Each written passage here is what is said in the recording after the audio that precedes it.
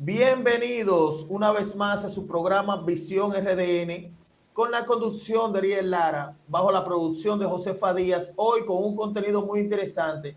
Quiero que se suscriban a nuestro canal de YouTube Visión RDN, activen la campanita. Hoy tenemos un invitado muy especial, pero quiero también que se suscriban en su canal, el Observatorio Geopolítico Arias Mato. Quiero que vayan Gracias. allá y se suscriban también y le pongan venimos de parte de Visión RDN para que Gracias. ahí van a tener contenido bueno. Señores, hoy vamos a tener un conversatorio con el amigo, el general retirado Damián Arias Mato, quien es analista político internacional y también maneja todos los temas cotidianos a grosso modo. ¿Cómo está, general? Muy buenas tardes, Ariel. Un placer. Gracias por la invitación. Sí, general, yo quiero entrar con un tema que ha pasado primero, que yo quiero que usted me hable sobre ese tema. El de la Policía Nacional, desde su punto de vista, ¿cómo está viendo en este momento la Policía Nacional? Fíjese, la policía, ya yo estoy, no quiero decirlo, pero un poco cansado. No quiero convertirme en monotemático en el tema de la policía y la seguridad, pero es un tema que lo tenemos que salta a diario, una situación o un síntoma de la crisis que vive la seguridad, como dicen en Brasil, la seguridad ciudadana, no solamente la policía. Entonces, quisiéramos ver que algún presidente, algún miembro, que ellos son los encargados, el Poder Ejecutivo y Poder Legislativo también, de diseñar y aplicar las políticas públicas en todas las materias, ¿verdad? En todas. Pero que de una vez por todas se retome, y digo retome porque tuvimos un plan no perfecto, no excelente, pero sí el mejor, que es el Plan Nacional de Seguridad Ciudadana que llamaban Barrio Seguro, que es uno de los 16 programas del plan. Y tuvimos una legislación, la 9604, que es la mejor de la historia. Sin embargo, esas dos instancias, esos dos instrumentos, esos dos avances en materia de seguridad para bienestar de la ciudadanía, no para beneficio y rédito y búsqueda de los policías, porque es el problema, que hay personas que aspiran a ser diputados o son diputados, llegan senadores o son algún puesto político, electivo o no, y se creen que con congraciarse con la delincuencia, ¿verdad?, y debilitar a la policía, están haciendo un servicio favorable a la democracia como sistema político. Y no es verdad. Reitero y vuelvo y digo que los estados, los países que tienen democracia, sistemas democráticos fuertes, no dije perfectos, tienen agencias de seguridad fuertes. Pueden no tener ejército, ojo. Yo visité a Costa Rica hace casi 3 años y ahí usted no ve guardias, pero ve policía con los mismos chamacos grises que se utilizan aquí y los ve a la entrada en el aeropuerto en San José. Y se siente que hay policía, aunque no hay tanta policía así atosigando a la gente, como que cada ciudadano lleva en su mente un policía. Entonces parece que nosotros vamos a seguir patinando en 20 años más. Vamos a seguir patinando con el problema de la seguridad y se va a poner peor. Y los directores diciendo el estribillo tradicional de que ha bajado, pero ha bajado tanto que ya está en el subsuelo. Entonces hay que invertir en seguridad. Una compañía muy prestigiosa, tengo una corta anécdota, hace como 5 o 6 años me contactó, para que yo le consiguiera un oficial retirado como encargado de seguridad en unas instalaciones que iba a poner camino a Villa González. Yo fui, hice un levantamiento, hice un croquis, hablé con el oficial, conseguí al oficial y veo que lo que le están aprobando no es lo que yo solicité. Yo solicité un cubículo de 2 metros por 2 metros con un pequeño baño y cierta decencia en el personal que fuera a amanecer cuidando los millones que hay ahí. Bueno, ellos aprobaron una especie como de 1 metro por 1 metro en lo que puede funcionar bien una letrina. Entonces yo les dije, ustedes no quieren invertir en seguridad. Sin embargo, en esta empresa hay como 50 millones, ¿verdad? Sí, como 50 millones. Y ustedes no quieren gastar quizá 250,000 o 300,000 pesos para el tema de la seguridad. Esa misma tacañería, porque la seguridad es inversión. Puede caer en el renglón de gasto público, pero no es un gasto sensu estricto, estrictamente no es un gasto, sino que es una inversión que va a redituar, no económicamente, o quizás sí económicamente, porque los inversionistas extranjeros que vienen a este país averiguan el clima de inversiones, es decir, cuáles son las trabas y requisitos jurídicos que moldean su actividad económica de lícito comercio, de una actividad lícita. Pero también nuestro país tiene como marca país la corrupción. Y esas personas que van a poner fábricas aquí siempre destinan una parte del dinero a lo que tienen que dar en mordidas, en búsqueda, en ayuda. En fin, se le va una parte que no es lo normal en instalar una empresa.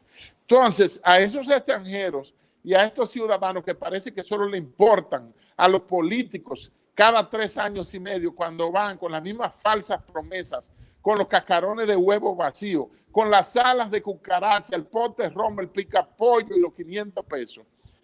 Le llevan esas promesas, pero no nos quieren suministrar seguridad ciudadana.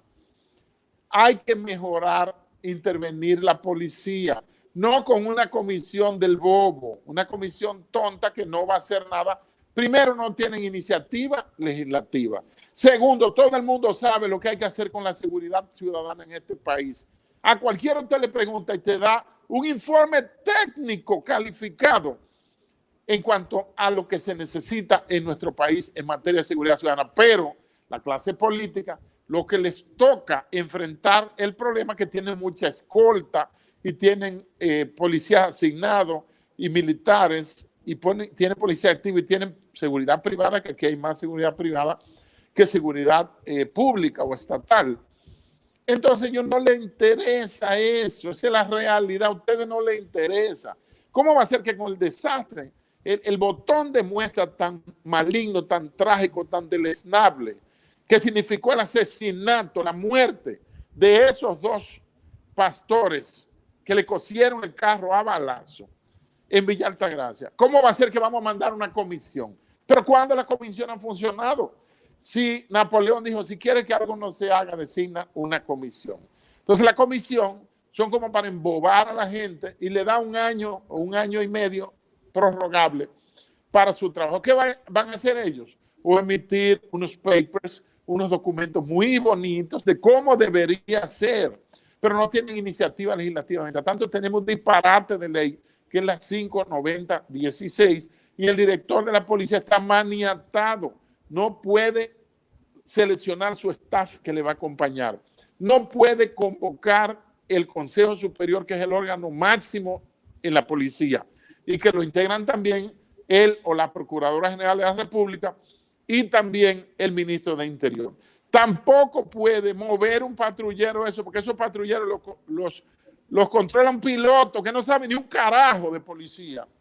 Un piloto es que lo controla y dice que vaya el patrullero de manera reactiva con el 911, no de manera disuasiva, que la presencia sola de la policía disuade al potencial violador de la ley y sirve ya en el segundo escaño, que es el de la prevención, porque la reacción ya es cuando el palo está dado. Sí, pero hay algo, no veo voluntad. Sí, hay algo general también que le quiero decir que ha pasado. Lanzaron un programa llamado Mis País Seguro, que dice que se extiende a otros 3 barrios. Había empezado en Cristo Rey, se va a extender a la Sursa, tengo entendido, al Ensanche La Fe y a la Puya de Arroyo Hondo. Ahí supuestamente la información que hay es que fueron destinados 250 chalecos antibalas, 200 macanas, 50 pares de esposas y otras herramientas. Desde su punto de vista, ¿cómo usted ve la iniciativa de ese plan Mi País Seguro? Mira, hay un problema en nuestros países de democracias de pacotilla. Consiste en la democracia distante, que es la democracia que no se acerca al pueblo. se mantienen en sus curules, encerrados en una burbuja de cristal aséptica. Y el otro problema es la estrategia de parcho. Le ponen una curita a algo que está a un pie que tiene gangrena y se está podrido por todas partes. Ese parchito no va a hacer nada y va a dar lo que se conoce por los expertos en seguridad como el efecto balón. El efecto balón es como una vejiga llena de aire que tú la aprietas en un área y el aire se desplaza a otro. Si tú aprietas en la Sursa, se van a ir para Villa María. Si aprietas en Cristo Rey, se mudan a los Alcarrizos y la desgracia va a seguir igual. Eso es un parchito para que salga y tenga un impacto mediático. Pero la realidad se encarga siempre de burlar a la ficción mentirosa de la vida virtual. Esto es terrible lo que estamos viviendo. Nunca una civilización había tenido un bombardeo tan grande de información. Nunca. Y nunca tampoco la información había tenido tanta actualidad, que ya no es actualidad, ya es inmediatez. Y nunca había habido tantos ojos sobre el accionar humano. Por eso estamos en la etapa de la posverdad. Cualquier ciudadano con un teléfono inteligente, aunque sea el bruto, porque puede ser bruto y manejar un teléfono inteligente, es una de las paradojas de la vida. Lo bueno sería tratar de nosotros ser inteligentes primero y después entonces usar un celular inteligente o quizá un celular bruto. Entonces, ese ciudadano in situ, en el lugar, puede ser un reportero y cubrir un evento que sea interés de las principales cadenas, no solo de Dominicana, sino del mundo. Entonces, yo no veo voluntad política. Yo lo que veo son allantes. Fíjense que se recogieron unos cuantos, como el que va a hacer un sancocho, y recoge pedacitos de yuca, rabizas de plátano, pedacitos de carne de puerco, paticas de pollo, y la echan para hacer un sancocho. Pero ese plan que mandaron le explotó de una vez, le explotó. Y los dos decretos que hizo Danilo en materia de seguridad fueron para acabar con la policía. Una mesa de seguridad ciudadana, pero nadie sabe quiénes son. Es una mesa apócrifa. No se sabe qué diablos hacen.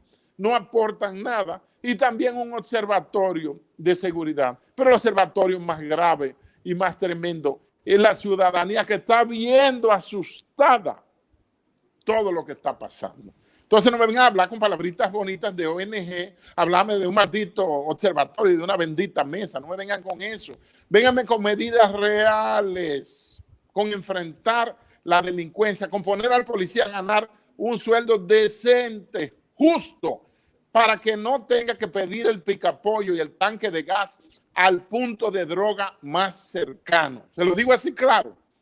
Muchos de los puestos de droga a veces prefieren ponerlo cerca de un destacamento y ahí le mandan su sobrecito al comandante y funcionan frío ahí. Cuando se acaba el gas, le mandan un tanque de 100 libras y le mandan su picapollo, le mandan su estufa, le mandan su neverita y sus abanicos hasta su aire acondicionado.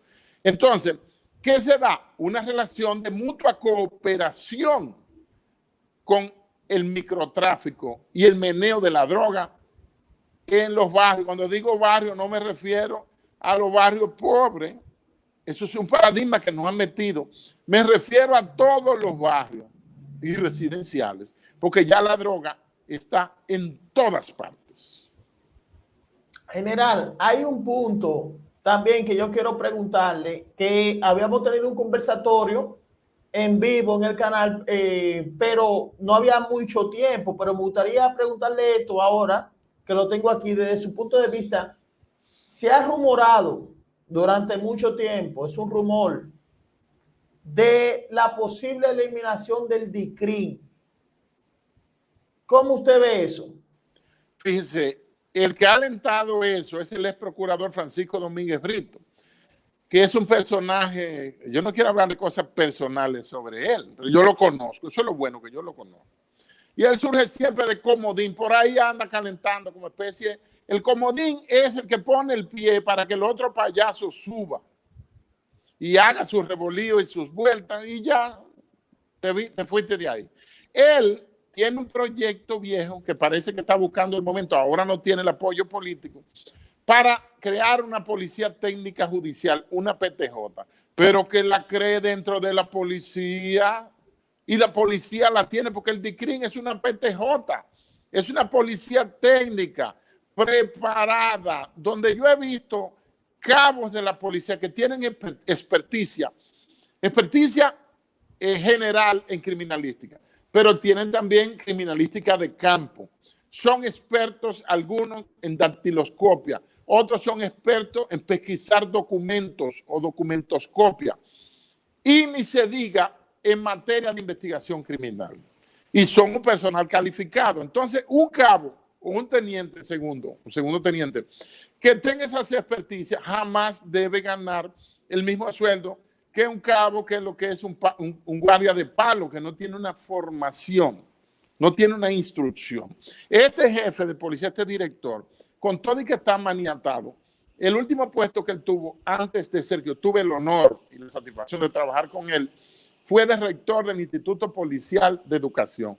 Desde ahí él tiene al general de brigada Olivense Minaya trabajando en la rectoría y buscando la forma de preparar los policías y darles adiestramiento en Atillo, San Cristóbal, adiestramientos tópicos de tres aspectos que hay que darle: arresto, registro y allanamiento. Cuando fui director de altos estudios, siempre hartaba con J a la magistrada Jenny Berenice, y ella iba hasta con su embarazo, fue con una promoción, a enseñarle a los policías en un taller. Nos pasábamos de 8 a 12 por lo menos, llenando las actas de protocolo de actuación. Porque usted va a buscar en la policía, y los abogados lo saben, en el destacamento tal, un protocolo de actuación, y le dan una fotocopia de una mascota de ir a la escuela, todo sucia de grasa, de picapollo y de frito de punta. Entonces eso no debe ser. Debe estabilizarse, establecerse, sacralizarse si se quiere, porque esas piezas que los abogados pasan a retirar a la policía van a entrar y a presentarse dentro del debido proceso de ley, del caso que sea, del animal marítimo que sea una medusa, sea coral, sea el águila o sea un halcón. Entonces, hay que adecentar el trabajo policial. Esas medidas de mandar a ese par de barrios van a crear el efecto balón. ¿Qué hacen cuando los ladrones o los antisociales ven la publicación? Inmediatamente se van a operar a otros sitios. Eso no lo inventó Al Capone, eso es más viejo que Al Capone. Esa es la realidad. Sí. Hay un tema también que me gustaría tocarlo con usted, que ha pasado sobre un joven que se llamaba Luis Riva Clase. Quizá la gente no lo conozca por ese nombre, pero le decían el cirujano. Él fue acribillado, pero él tenía un expediente grandísimo. En torno a él se decía supuestamente que él hacía el sicariato, secuestraba personas y se le vinculaba supuestamente con el atentado a David Ortiz. Entonces, al parecer, él tenía mucho buscándolo la policía, pero terminó en manos de otras bandas. ¿Qué lectura usted le da a eso? Mire, la lectura más tremenda es: ¿por qué andaba suelto? ¿Cómo es posible que una persona que publica videos en sus redes que andan 4 o 5 tigres en un mismo vehículo, es lleno de tatuajes? El tatuaje no significa que sea delincuente, pero si tú eres serio y hay un paradigma negativo con los tatuajes, pues no te pongas tatuaje. Por ejemplo, si yo me maquillo, me pongo un vestidito rosado, van a pensar que yo soy pájaro de una vez. Entonces, ¿qué tengo que hacer? Vestir como un hombre, callado, tranquilo y ya. Entonces, falló el sistema de justicia. Ha fallado el sistema de administración de justicia penal, porque esa persona no debería estar suelto con todo ese prontuario tan terrible, ese prontuario delictivo, criminal tan terrible que tiene. Entonces, la policía informa que recogió 37 casquillos, creo que 9 milímetros, que es el calibre más común, en el lugar donde él fue acribillado. andaba en un carro Kia K5 con una torre, con un logo, un letrero de unidad de taxi. Quizás era una estrategia de él. Bueno, entonces falló el sistema, no hay que reclamarle. Yo sé que tú no lo estás haciendo, reclamándole a la policía, pero seguro la policía lo apresó y la policía lo puso a disposición de la justicia y la injusta injusticia lo puso en libertad. ¿Por qué puede estar suelta una persona con un accionar así? Responsable, supuestamente, vamos a dejarlo a su favor, de tantas muertes. ¿Cómo puede estar suelto? Y más de un caso tan sonoro como el de David Ortiz, un caso que conmovió y traspasó los límites de la islita esta, de este pedazo de isla, y tuvo una implicación internacional, porque yo estuve en Boston cuando el equipo, los Red Sox, los Medias Rojas ganaron, lo que fue en 98, por ahí, o 2002, no recuerdo, y había una especie de culto a ese moreno, y no lo digo despectivamente, a esa gloria del béisbol, del deporte dominicano y mundial. Había una celebración en toda la ciudad y había grandes vallas que decían Big Daddy, el gran papi, el Big Papi, el gran papi. Entonces, ¿cómo es posible que el sistema de justicia penal no se pronuncie y explique a la ciudadanía que merece respeto y que merece estar enterada? ¿Qué falló? ¿Quién lo soltó? ¿Por qué lo soltaron? Es decir, uno se sorprende de que el hombre esté suelto con esa retahíla o retaíla, esa cadena de crímenes. Entonces, falló el sistema, pero no han dicho ni esta boca es mía. Hay otro tema general que quiero tocarlo con usted, que fue lo que pasó con la reconocida periodista, que es un ícono del periodismo, tiene bastante tiempo en los medios y es una persona dentro de los medios respetada, que es Altagracia Salazar, que había tenido un inconveniente con una policía, realmente, una policía fémina. Desde su punto de vista, yo quiero que usted me dé lectura a eso también. Usted que es un militar que es muy reconocido en la policía académicamente y es una persona también que ha mantenido una vida muy pulcra y se ha podido ver. Yo quiero que usted me dé su parecer de eso que pasó con Altagracia Salazar. Fíjese, antes de subir mi video Observatorio Geopolítico, que ya lleva 1000 y algo de vistas, yo vi 2 veces, eso fue el domingo en la tarde, yo vi 2 veces el video que posteó o que distribuyó Altagracia Salazar. Altagracia Salazar la conozco en los años 80, entiéndase, el siglo pasado, cuando yo me matriculé a estudiar comunicación social, mención, periodismo en la Universidad Dominicana OIM, y fue mi profesora. Y tiene todo mi respeto. No comparto sus luchas a favor de los LGTB y de toda esa agenda globalista, yo no lo comparto, pero lo respeto. Y jamás yo le faltaría el respeto. Incluso la última vez que la vi fue cuando se militarizó, Danilo dispuso, el innombrable expresidente, militarizó el Congreso, yo era coronel activo, y yo estaba de un lado de la valla y ella estaba del otro lado. Sin embargo, mis sentimientos estaban del lado de ella, para que no se pisotee el Congreso. Un partido con mayoría militarizó el Congreso, o sea, un caso de antología mundial. Sí. Y cayendo ya en el incidente, yo vi posteriormente el trabajo de ella, que ella subió comentando, porque ella primero puso un tweet, dice, estoy presa, me arrestó la teniente Sosa, pene, pero no puso ningún detalle. Y en su programa, que yo me lo tragué entero, en su jardín, oiga, ella no menciona que su hijo le dijo perra a una segundo teniente de la policía. Tampoco ella dijo que ella misma le jaló el brazo, el uniforme, a un raso de la policía que estaban mediando, porque eran 3 policías al llegar a uno de los peajes, yo creo que 6 de noviembre, no tengo certeza. Y ella no dijo nada de que su hijo, con los brazotes ahí, ese energúmeno, se negó a pagar el vehículo. se negó a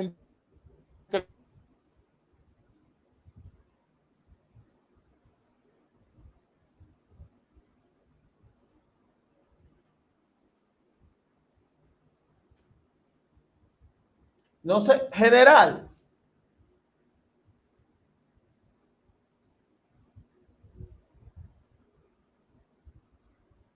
General.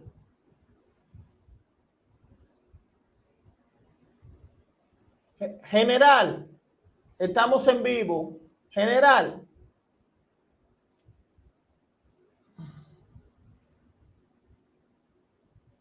Estamos en vivo con el general. Estamos en vivo con el general. Parece que hay un problema con el audio. Quiero que el general active el audio. Parece que desconectó el audio el general. Quiero que lo active. Estamos en vivo. Ahora ahí, sí. Ya. Sí, ya lo tenemos. Okay. Puede seguir hablando, general. Se desactivó porque me entró una sí, llamada. Pues estamos en el aire. Esto es online. Los periodistas, los presidentes, los líderes son paradigmas, son modelos que consciente o inconscientemente las masas los imitan, las masas los siguen. Entonces, esos paradigmas y modelos que tenemos en el país, la mayoría son opuestos al orden, son opuestos a respetar la autoridad, una cosa tan elemental en cualquier sociedad. Lo grande es que si a ella la para un policía en Nueva York, de una vez, sí señor, y pone los 2 días, los 2 manos en el guía y entrega documentos, y el hijo de ella, ese incivil, ese falto de civilidad, ese energúmeno, y respeta la autoridad y le vocea perra a una teniente. Eso es sancionable. Deben someterlo por difamación e injuria, por abusadorazo, que es. Ahí está la feminazis de aquí, las feministas, que se pronuncien y que se pronuncien también como lo que le están supuestamente haciendo a las mujeres en Afganistán, que fleten un avión de eso de Gonzalo y vayan a Afganistán, que de seguro la lleva de bola, para que vayan a presentar su defensa a la mujer. El problema es que muchas de las feministas no son mujeres. Yo creo en una feminista, como fue mi madre, que echó para adelante con 6 hijos, enviudó conmigo en el vientre y se fajó a trabajar y a producir para educarnos. Y todo el que quiso ser profesional lo logró. El que no lo quiso fue porque no quiso, no lo logró. Esa sí era una feminista, mi mamá. Yo ¿Qué más? quiero preguntarle algo ahora, general. Veo que en su hogar atrás se ve un cuadro de Rafael Leónidas Trujillo, me parece. Ese es el presidente. Ese es el generalísimo Rafael Leónidas Trujillo Molina. Los que supuestamente le temen, no tengan temor, que ya los demócratas que se iban a robar el país lo mataron. O los mismos trujillistas, porque a Trujillo lo matan trujillistas, no lo matan pobres ni nada de eso por el estilo. Pero ya lo mataron, yo lo tengo ahí de recuerdo y tengo un par de bustos de él. Si alguien quiere un par de bustos de eso, que se comuniquen contigo, yo se lo dono a nombre de tu programa. Ah, está bien. Vamos a hacer eso. Entonces, general, ¿qué diferencia hay con todo esto que se ve al tiempo de Trujillo? Usted que es un estudioso y que conoce muy bien a esa parte de Trujillo. Fíjese, tradicionalmente los regímenes totalitarios no tienen problemas de seguridad ciudadana. Yo estuve en China en el año 19, en marzo, y ahí no hay una contravención. Usted ve policía, ahí nadie tira una cascarita, ahí nadie tira una botella vacía de un vehículo, como iba yo el domingo para San José de las Matas, y había un bestia delante de mí en un carro blanco N20 y tiró basura en 3 ocasiones. Ahí no se ve eso. ¿Por qué? Porque cuando Trujillo, con el control de una policía politizada, fíjense, no mencioné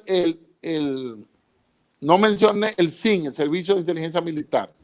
Yo estaba en el museo, por ejemplo, en Manas Mirabal, que las Mirabal nunca vivieron en esa casa, porque don Enrique Mirabal, que era compadre del jefe de Trujillo, compró esa casa en el 60.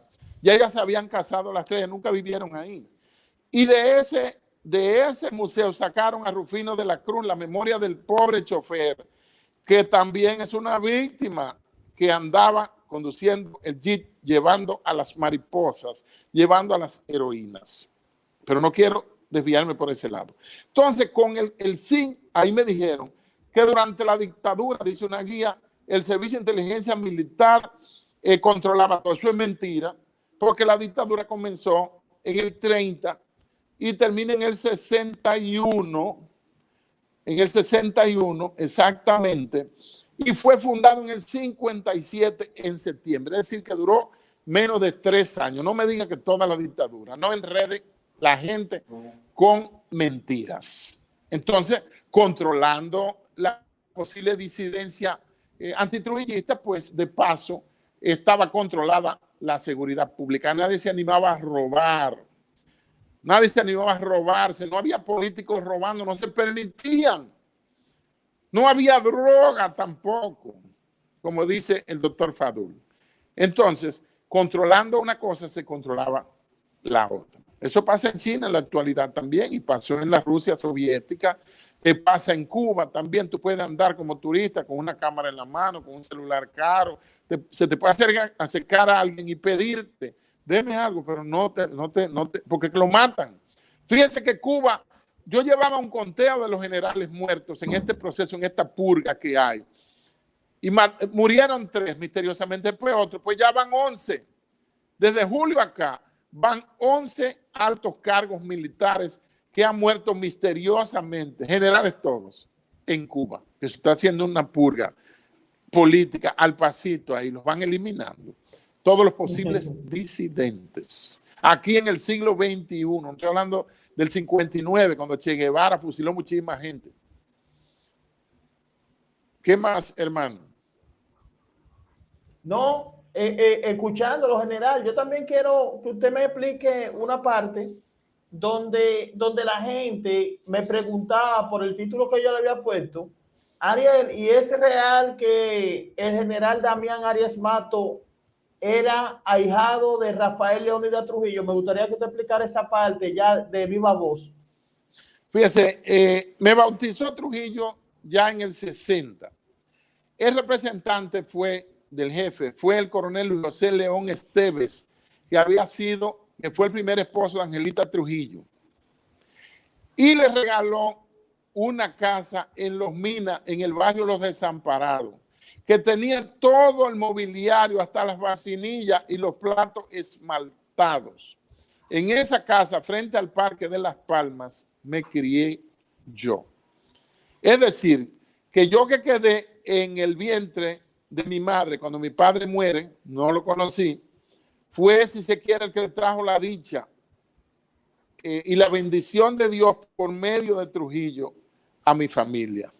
Entonces aquí hay miles de ahijados de Trujillo. Mire, hay mucha gente que yo sospecho que son ahijados de Trujillo, que andan por ahí haciendo política y jactándose de que eran antitrujillistas y que son luchadores antitrujillo y que su padre... Mentira, eso es una hipocresía histórica. Si un día se pudiese publicar la lista de todos los ahijados y compadres que tuvo Trujillo, oiga, se hunde la isla con J, como se lo acabo de pronunciar. Sí. General, hay un dicho que dice que el terror implanta el temor y el temor implanta el respeto. Cuando Lee Kuan Yew, que era presidente de Singapur, que lo transformó, Singapur hoy es una de las sociedades más desarrolladas del mundo, que era una de las más pobres y per cápita había una delincuencia extrema, pero él la arregló. ¿Usted cree que, aparte de todas las teorías, se necesita también, aunque sin dictadura, pero una mano dura? Con una pequeña, todo lo que está pasando. Ariel, con una pequeña revisión de la historia, los historiadores utilizamos la línea histórica. Está comprobado, y te voy a citar 2 frases que prueban eso que acabas de decir.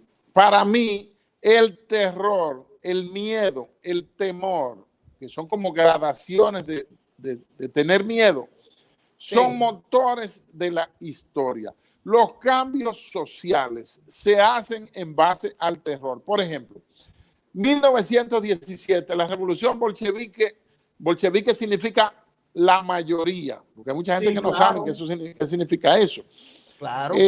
Impuso el sistema comunista, que había escrito o descrito Marx en 1867, Karl Marx. más de 60 o 50, como 50 años antes. Esos mujik o campesinos rusos no sabían lo que era capitalismo, porque no habían leído a John Adams, no habían leído, a Adam Smith en La riqueza de las naciones, ni habían leído su antítesis, que es El Capital de Carlos Marx, ni el Manifiesto Comunista, ni los tratados de Engels. Entonces, Frederick ¿qué Engels. hicieron?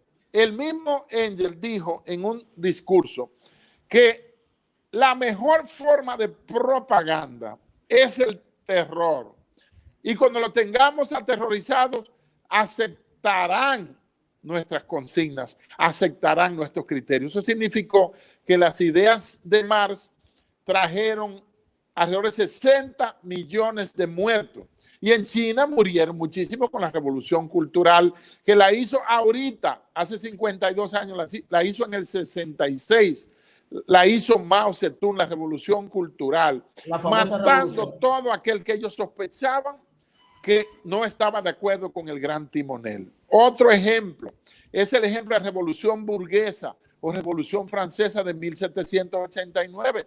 Robespierre desató el terror y gente como Danton, Robespierre, el mismo Marat, que son los fundadores de esa revolución, que no sirvió para nada, porque si bien se produjo el primer gran documento moderno de la democracia, que es la Declaración Universal de los Derechos del Hombre, universal, pero no incluía a los esclavos, universal, pero no incluía a la mujer, hasta que en 1792, Madame de Gouges o de Gouges exige y presenta y logra que se incluya a la mujer. Entonces, eso de igualdad, libertad y fraternidad, lo que trajo fue muerte, lo que trajo fue el terror, lo que trajo fue la guillotina. Es decir, esa revolución burguesa no fue para traer libertad, sino que trajo un terror tal. El doctor Guillot inventó la guillotina para cortar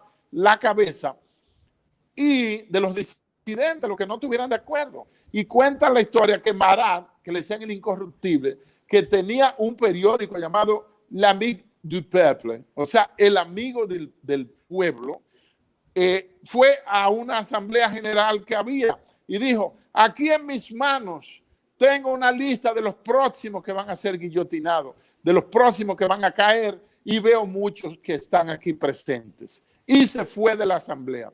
Allá fueron, él sufría de un problema en la piel y una mujer le estaba dando unos baños con unas sales y en la misma tina, en la misma bañera, lo apuñalaron hasta que murió. ¿Por qué? Porque sospechaban, y es muy posible que ellos estuvieran incluidos ahí. Ahora estamos viviendo una crisis sanitaria global, donde los cambios en el sistema se introducen en base al terror. O sea, viendo los casos anteriores de la historia, uno cae en cuenta que es que están reeditando, reseteando el sistema por los mismos medios con que se ha hecho históricamente. Sí, hay algo que yo quiero aportar, general. Cuando usted habla de Robespierre, él murió en París el 28 de julio del 74, pero por la misma guillotina. Él murió guillotinado. La misma guillotina se lo llevó. Sí, y ahorita usted que tocaba los bolcheviques. Perdón, a Danton y a Robespierre también le cortan la cabeza en la guillotina. Correctamente. A los que desencadenaron ese desastre, esa revolución burguesa, 1789 Francia. Correctamente. Que comenzó por el precio del pan, porque subieron el pan y eso es lo que más comían mayormente los pobres. Exactamente. Y les ofendía los moños y las tantas joyas que vestía María Antonieta, la esposa de Luis XVI. Por eso las cabezas de ambos rodaron. Ese fue el ejemplo contra esa burguesía. Sí, pero se sigue repitiendo igual. Se sigue repitiendo. Eso sí, sigue a lo largo de la historia. Sí, y hay algo que usted mencionó sobre los bolcheviques, que luego que muere Lenin, viene el enfrentamiento de Trotsky y Stalin, pero Stalin gana esa batalla, Stalin se hace presidente, pero hay algo que yo destaco de Stalin, aunque fue uno de los criminales más grandes, no nos vamos a engañar, hizo una gran Stalin hizo la purga staliniana, donde mataban un barrio entero de gente a veces que ni sabían leer, para leer El Capital en ruso, esa traducción. Y hay que entender que Marx introduce algunos términos como el término plusvalía, que es la ganancia o el valor agregado, y también el concepto proletario. Y él tiene un lema que dice proletarios del mundo, el unidos. proletariado. O sea, proletarios del mundo, únanse. Sin embargo, Marx nada más trabajó 14 años como profesor, un profesor ahí medio mediocre, regular, promedio. Marx fue un vago, Marx no fue obrero nunca.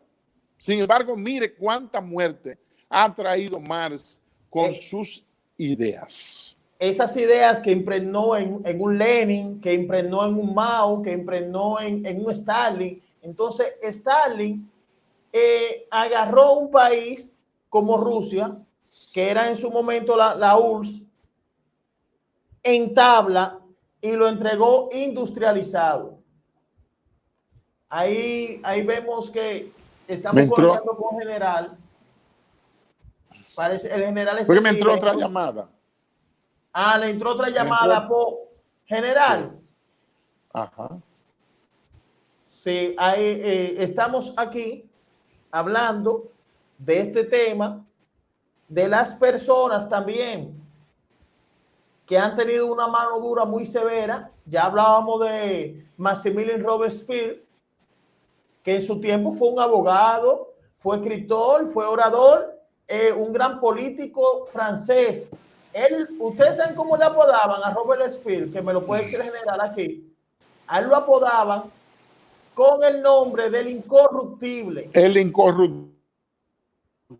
¿Verdad, general? El incorruptible. ¿Está oyendo? Sí, lo estamos oyendo en vivo, general. Aunque no esté su imagen, está su voz. Usted puede seguir hablando.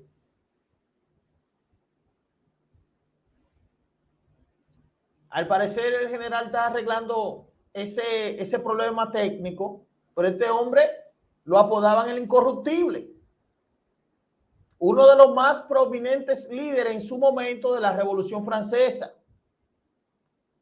Fue presidente de la Convención Nacional en 2 ocasiones, jefe indiscutible de una facción, yo diría que la facción más radical en ese momento, que era los jacobinos. Y este hombre gobernó Francia durante el periodo de la Revolución, conocido como el periodo del terror. Maximilien Robespierre. Entonces, esos son hechos que nosotros aquí citamos internacionales. Volvió el general. General, siga. Sí, fue que me entró otra llamada. Qué problema, Dios mío. No, bien, no, lo que trajo, esto es natural. En mi libro Historiofagia hay un capítulo que se llama La historia universal de los derechos, la estafa universal de los derechos humanos, porque esos derechos humanos que fueron también presentados a partir de la Revolución Burguesa de 1789 con su documento de libertad, igualdad y fraternidad, lo que trajo fue el terror y fueron mandados a guardar. Es decir, de 1789, 1792 entra la mujer. No es hasta 1861 o 62 que el presidente Abraham Lincoln suprime la esclavitud como medio de producción. Incluso aquí en Dominicana, la independencia efímera de José Núñez de Cáceres no prosperó, no tuvo el mismo arraigo Eso fue el 1 de diciembre de 1821, 17 años después de la independencia haitiana. ¿Por qué? Porque no decretó la abolición de la esclavitud. Eso casi ningún libro lo dice, eso casi ningún historiador lo dice. Eso no se le enseña a los niños en la escuela. Por permanecer con la esclavitud, estos ciudadanos españoles, porque él lo que proclamó fue el Haití español. Seríamos un Haití español que haría frontera con el Haití francés, que es el que está al lado nuestro. Sí, general. ¿Quedan más? Sí. General, muchas gracias, de verdad, le agradezco. Usted es una persona que yo lo distingo porque una persona muy versada, toca todos los temas. Muchas gracias. Nosotros vamos a siempre lo voy a estar convocando porque quiero hablar del tema también con usted, del grupo Bilderberg.